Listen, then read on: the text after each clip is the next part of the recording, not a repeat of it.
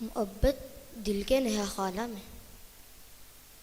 پوشیدہ وہ جذبہ ہے جو محبوب کی اداؤں کی رعنائی اور دل ربائی کی حرارت سے پروان چڑھتا ہے اور عشق کی شکل اختیار کر لیتا ہے.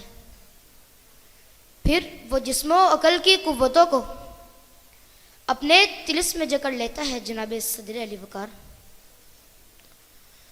اور جب اس کے محبوب کے عشق کا جادو سر چڑھ کر بولنے لگتا ہے تو پھر دنیا کی بڑی سے بڑی دولت اس کے عشق کو خرید نہیں سکتی اور جابر سے جابر حکومت کا خوف اسے جھکا نہیں سکتا. پھر وہ عاشق و صادق دنیا کی کسی بھی طاقت سے ٹکرا جانے کو تیار ہو جاتا ہے اور پھر وہ وقت بھی آتا ہے کہ دشمن ہار جاتا ہے اور اس کا عشق جیت جاتا ہے.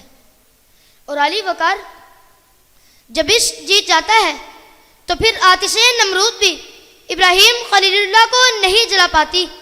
جب عشق جیت جاتا ہے تو ضرب کلیم کے اثر سے بپری ہوئی لہریں بھی بنی اسرائیل کے قافلوں کو ڈبو نہیں پاتی. جب عشق جیت جاتا ہے تو پھر شرار بولہبی بھی چراغ مصطفی کو گل نہیں کر پاتا. پھر مکہ کا عبداللہ نامی تاجر اس میں محمد سے روشنی پاتے ہوئے معراج جیسے معیر العقول واقعے کی تصدیق کر دیتا ہے اور صدیق اکبر کا لقب پاتا ہے. پھر عرب کے ریگزاروں میں شطر بانی کرنے والا خطاب کا بیٹا عمر اس میں محمد سے روشنی پاتے ہوئے فاروق اعظم بن جاتا ہے اور کسرا کا غرور شاہی خاک میں ملا دیتا ہے. پھر خانوادہ بنو ہاشم کا ایک نفس نفیس طالب کا بیٹا علی اس میں محمد سے روشنی پاتے ہوئے پوری اسلامی سلطنت کا چیف جسٹس بن جاتا ہے اور خیبر جیسے مضبوط قلعے کا فاتح بھی قرار پاتا ہے.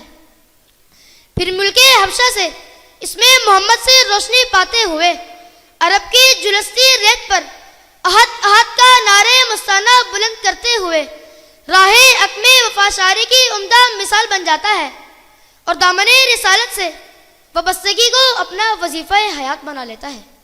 جناب صدر الغرض شمع محمدی کے یہ پروانے اپنی سرگزشتے آیات سے صبح قیامت تک یہ پیغام چھوڑ جاتے ہیں کہ مثلبو قید ہے غنچے میں پریشاں ہو جا نغمائے موت سے ہنگامائے طوفاں ہو جا قوت عشق سے ہر پس کو بالا کر دے دہر میں اس میں محمد سے اجالا کر دے دہر میں اس میں محمد سے اجالا کر دے.